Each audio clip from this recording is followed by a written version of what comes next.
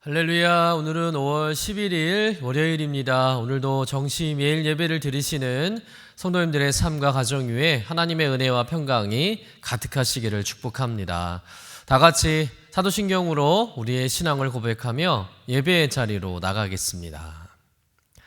전능하사 천지를 만드신 하나님 아버지를 내가 믿사오며 그 외아들 우리 주 예수 그리스도를 믿사오니 이는 성령으로 잉태하사 동정녀 마리아에게 나시고 본디오 빌라도에게 고난을 받으사 십자가에 못 박혀 죽으시고 장사한 지 사흘 만에 죽은 자 가운데서 다시 살아나시며 하늘에 오르사 전능하신 하나님 우편에 앉아 계시다가 저리로서 산 자와 죽은 자를 심판하러 오시리라. 성령을 믿사오며 거룩한 공예와 성도가 서로 교통하는 것과 죄를 사하여 주시는 것과 몸이 다시 사는 것과 영원히 사는 것을 믿사옵나이다. 아멘. 다 같이 찬송가 452장 우리 함께 찬송하겠습니다.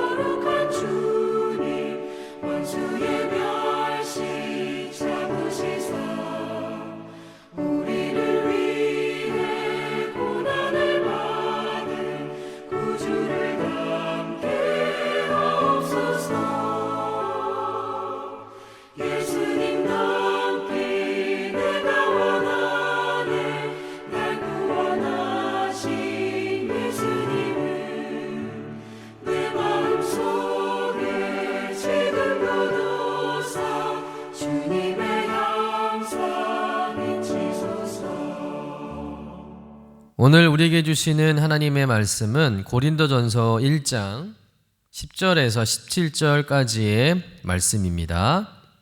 함께 받들어 읽겠습니다. 형제들아, 내가 우리 주 예수 그리스도의 이름으로 너희를 권하노니 모두가 같은 말을 하고 너희 가운데 분쟁이 없이 같은 마음과 같은 뜻으로 온전히 합하라. 내 형제들아, 글로의 집 편으로 너희에 대한 말이 내게 들리니 곧 너희 가운데 분쟁이 있다는 것이라. 내가 이것을 말하거니와 너희가 각각 이르되 나는 바울에게, 나는 아볼로에게, 나는 게바에게, 나는 그리스도에게 속한 자라 한다는 것이니 그리스도께서 어찌 나뉘었느냐? 바울이 너희를 위하여 십자가에 못 박혔으며 바울의 이름으로 너희가 세례를 받았느냐? 나는 그리스보와 가이오 외에는 너희 중 아무에게도 내가 세례를 베풀지 아니한 것을 감사하노니 이는 아무도 나의 이름으로 세례를 받았다 말하지 못하게 하려 함이라. 내가 또한 스데바나 집 사람에게 세례를 베풀었고 그 외에는 다른 누구에게 세례를 베풀었는지 알지 못하노라. 그리스도께서 나를 보내심은 세례를 베풀게 하려 하심이 아니요 오직 복음을 전하게 하려 하심이로되 말의 지혜로 하지 아니함은 그리스도의 십자가가 헛되지 않게 하려 함이라. 이는 하나님의 말씀입니다. 아멘.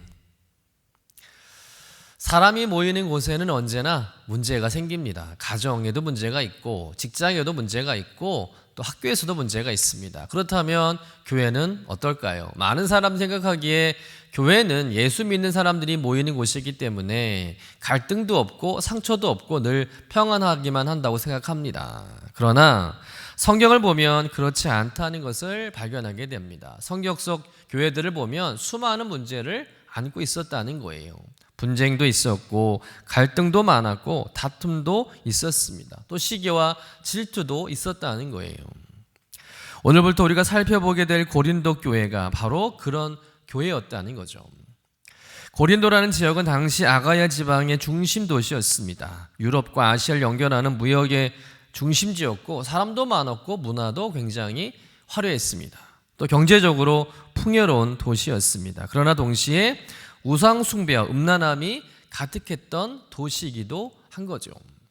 세상적으로는 굉장히 번성했지만 영적으로는 매우 혼탁한 도시가 바로 고린도였습니다. 그런데 사도 바울은 2차 전도 여행 기간 동안에 이 고린도에 머물며 1년 반 동안 복음을 전했고 고린도 교회를 개척하게 된 거예요. 그런데 바울이 고린도를 떠나서 에베소에 머물면서 에베소 교회에서 목회를 할 때에 고린도 교회에서 여러 가지 어려운 소식이 들려오게 되죠. 그 소식을 듣고 사도 바울이 고린도 교회와 성도를 향해서 권면의 편지를 쓰게 되는데 그 편지가 바로 오늘 우리가 읽은 고린도 전서라는 것입니다. 그런데 참 놀라운 것은 바울이 이 편지를 시작하면서 먼저 고린도 교회를 향해서 감사하고 있다는 사실이죠. 고린도 교회는 문제가 많은 교회였습니다. 그런데 바울은 그 문제를 보기 전에 먼저 하나님이 그들에게 주신 은혜를 보았다는 겁니다. 고린도전서 1장 1절부터 9절까지 보면 바울은 고린도 교회가 받은 은혜를 이야기하고 있습니다. 그들은 모든 말과 지식에 풍성했고 은사도 부족함이 없었다는 거예요. 한마디로 하나님께서 많은 은혜를 주신 교회가 고린도 교회였다는 것입니다. 그런데 그런 교회가 문제가 많았다는 거죠. 왜 이런 일이 일어났을까요? 바로 은혜를 많이 받긴 받았는데 그 은혜를 예수님 중심으로 사용하지 못하고 사람 중심으로 사용하면서 문제가 생겼다는 것이죠. 여러분, 교회에 은혜가 많다고 해서 은사가 많다고 해서 무조건 건강한 교회는 아닙니다. 사람이 많다고 해서 무조건 좋은 교회는 아니잖아요.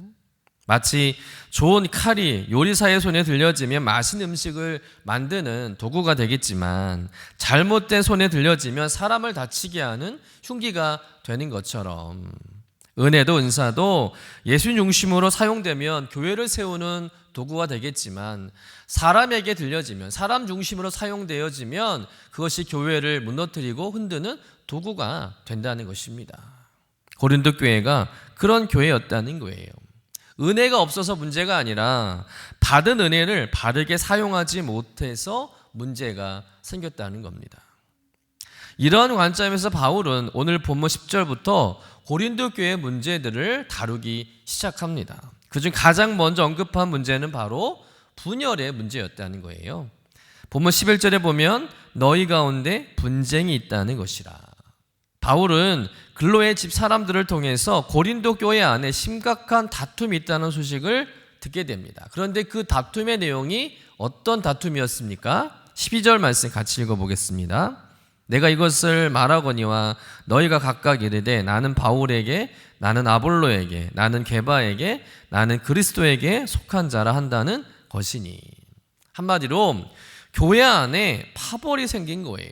어떤 사람들은 바울을 따르고 어떤 사람들은 아볼로를 따르고 어떤 사람들은 게바를 따르고 어떤 사람들은 우리는 바울파도 아볼로파도 베드로파도 아니다. 우리는 진정한 그리스도인파다라고 주장하는 사람들이 있었다는 것이죠. 바울파는 아마도 자신들에게 복음을 처음 전해준 바울을 자랑했을 것입니다. 또 아볼로파 사람들은 학식 있고 설교 잘하는 아볼로를 좋아했을 것입니다. 또 게바파 사람들은 예수님의 수제자였던 베드로의 권위를 내세웠을 것입니다. 또 그리스도파는 우리만이 진짜다라고 하면서 자신들의 신앙의 정통성을 주장했을 것입니다. 결국 교회 안에 사람 중심의 그룹들이 생겨났다는 것이죠. 그런데 이것은 고린도 교회만의 문제는 아니라는 겁니다. 오늘날 우리 교회 안에서도 얼마든지 일어날 수 있는 일이라는 거예요. 나는 어느 목사님 스타일이 좋더라.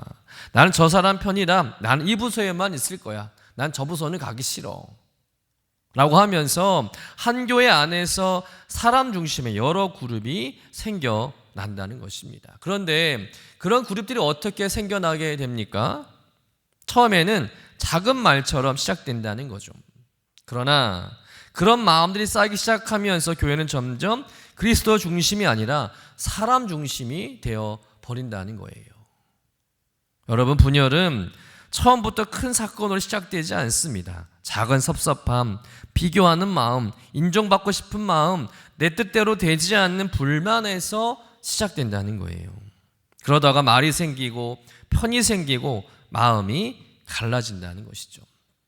작은 말, 작은 감정, 작은 편 가르기가 계속되면 결국 공동체 전체가 상처를 입게 되고 깨지게 된다는 것이죠. 그러므로 우리는 늘 조심해야 할 줄로 믿습니다. 교회 안에서 내가 하는 말과 행동이 교회를 세우는 것인지 아니면 나도 모르게 교회를 갈라지게 하는 것인지를 늘 우리가 생각해야 한다는 것이죠. 그러면 왜 고린도 교회에 이런 분열이 생겼을까? 결국 인간적 생각이 앞섰기 때문입니다. 하나님보다 사람이 먼저였기 때문이라는 것이죠. 고린도 교회 성도들은 예수님을 자랑하기보다는 자신이 좋아하는 지도자를 자랑했습니다. 물론 바울도 훌륭한 사도인 것은 분명합니다. 아볼로도 뛰어난 말씀 사역자였습니다. 베드로 예수님의 수제자인 것은 분명합니다. 그러나 그 누구도 교회의 주인이 될 수는 없다는 거예요. 그래서 바울은 13절에서 아주 중요한 질문을 던집니다. 그리스도께서 어찌 나뉘었느냐? 이 질문은 단순한 질문이 아니죠. 바울은 탄식하고 있는 겁니다. 지금 너희가 누구의 이름으로 싸우고 나뉘어지고 있냐는 거예요. 너를 위해 십자가에 못 박힌 분이 누구냐라는 것이죠. 바울이 널 위해 죽었느냐? 아볼로가 너희를 구원했느냐? 베드로의 이름으로 세례를 베풀었느냐? 다 아니라는 거죠. 여러분, 교회는 사람의 이름으로 세워진 공동체가 아닙니다. 우리를 위해 십자가에 죽으신 분은 바울도 아니고 아볼로도 아니고 베드로도 아닙니다. 우리를 구원하신 분은 오직 예수 그리스도 한 분뿐인 줄로 믿습니다. 그분이 우리 교회의 머리 되신 분이라는 거예요. 그러므로 교회가 사람 중심으로 나뉘는 것은 결국 그리스도의 몸을 찢는 일과 같다는 것입니다. 여러분, 교회의 근원은 사람이 아니라 오직 예수 그리스도 한 분뿐임을 믿으시길 간절히 축원합니다. 예를 들어 병원에 가서 훌륭한 의사를 만나서 수술을 잘 받았다고 생각해 보시길 바랍니다. 우리는 그 의사에게 감사할 것입니다. 그러나 그 의사가 생명의 주인은 아니라는 것이죠. 하나님께서 그 의사의 손을 사용하신 거예요. 신앙생활도 마찬가지라는 거죠. 우리가 어떤 목사님을 통해서 은혜를 받을 수가 있습니다. 어떤 속장님, 어떤 권사님, 선생님을 통해서 우리의 신앙이 성장할 수 있습니다. 그분들에게 감사하는 것은 당연한 일이겠죠. 그러나 그분들이 나를 구원하고 성장시킨 게 아닙니다. 하나님께서 그 사람들을 통로로 사용하신 것뿐이라는 거죠. 통로가 귀하지만 통로가 생명의 근원은 아닌 것입니다.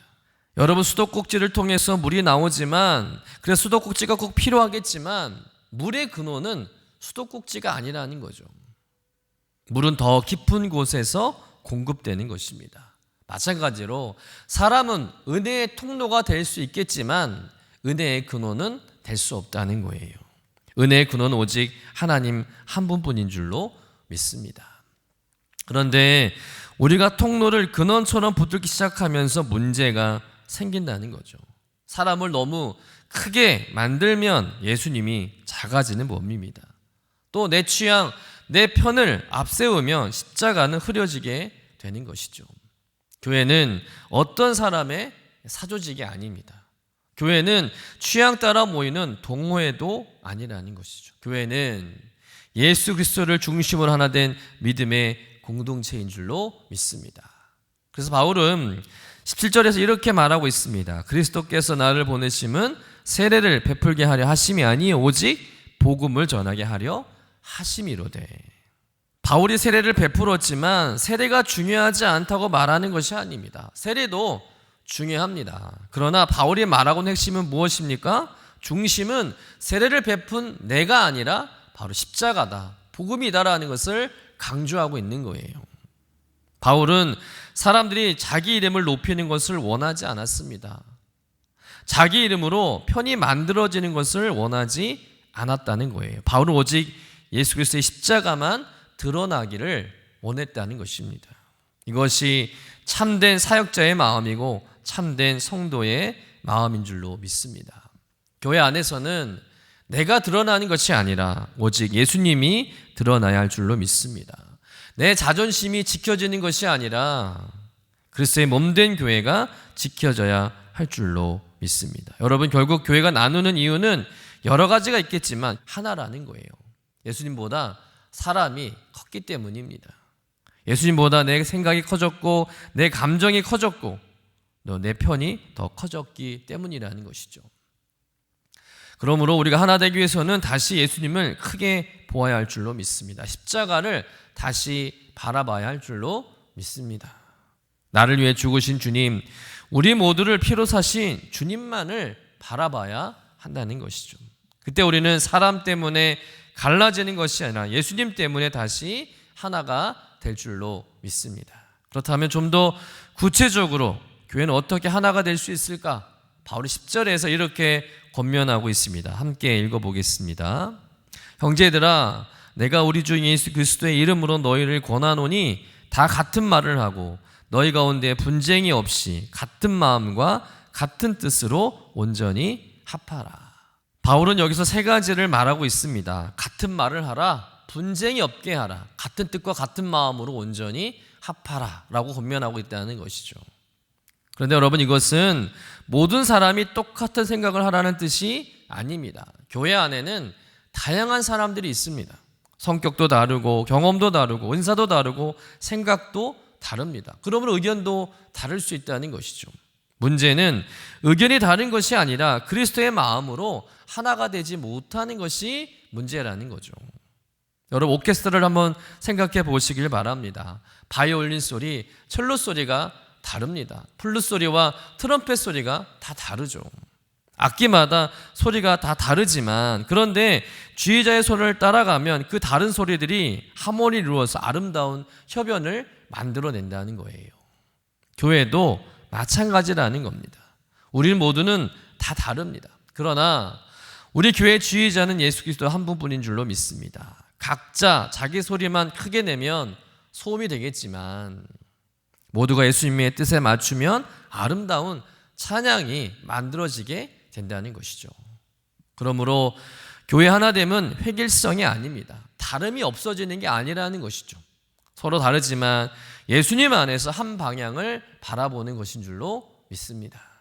그렇다면 우리가 품어야 할 한 방향은 어떤 방향일까요? 바울은 빌립보서 2장에서 이렇게 말합니다. 너희 안에 이 마음을 품으라 곧 그리스도 예수의 마음이니. 아멘. 여러분, 교회가 하나 되는 길은 예수님의 마음을 품는 것인 줄로 믿습니다. 예수님의 마음을 닮아가는 거예요. 그 예수님의 마음은 어떤 마음이겠습니까? 겸손의 마음입니다. 남을 나보다 낮게 여기는 마음이라는 것이죠. 섬기는 마음이고 사랑의 마음이고 용납의 마음인 줄로 믿습니다. 여러분, 그 예수님의 마음을 품고 그 마음을 닮아가는 여러분 되시기를 간절히 축원합니다. 그래서 십자가의 사랑으로 서로를 품고 같은 마음 같은 뜻으로 그리스도의 몸된 교회를 세워나가는 저와 여러분 되시기를 주님의 이름으로 간절히 축원합니다. 기도하겠습니다. 우리를 하나 되게 하시는 하나님, 오늘 말씀을 통해서 교회의 참된 하나됨이 무엇인지를 깨닫게 해주시니 감사드립니다. 주님, 우리의 마음을 돌아보게 하여 주옵소서. 나도 모르게 사람을 중심에 두고 살아가고 있지는 않았는지, 내 감정과 내 생각, 내 자존심을 앞세우며 주님의 몸된 교회를 아프게 한 모습은 없었는지 돌아보게 하여 주옵소서. 혹 우리 안에 섭섭함과 비교하는 마음, 편가르기의 마음, 판단하는 마음이 있었다면 이 시간 십자가 앞에 내려놓게 하여 주옵소서. 우리를 위해 자신을 낮추시고 죽기까지 복종하신 그 예수님의 마음을 품게 하시고 겸손과 사랑과 섬김의 마음을 가지고 살아가는 성도 되게 하여 주옵소서. 서로의 부족함을 정죄하기보다 품게 하시고 상처 주는 말보다 살리는 말을 하게 하시고 내 뜻보다 주님의 뜻을 먼저 구하게 하여 주옵소서. 우리 교회 가운데 예수님의 마음이 흐르게 하시고 십자가의 사랑이 살아 움직이게 하시며 온 성도들이 같은 마음과 같은 뜻으로 주님의 몸된 교회를 아름답게 세워가게 하여 주옵소서. 감사드리며 거룩하신 예수님의 이름으로 기도드립니다. 아멘. 하늘에 계신 우리 아버지여, 이름이 거룩히 여김을 받으시오며 나라가 임하시오며 뜻이 하늘에서 이루어진 것 같이 땅에서도 이루어지이다.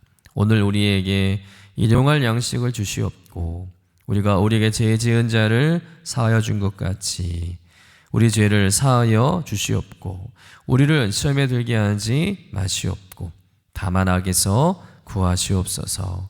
나라와 권세와 영광이 아버지께 영원히 있사옵나이다. 아멘.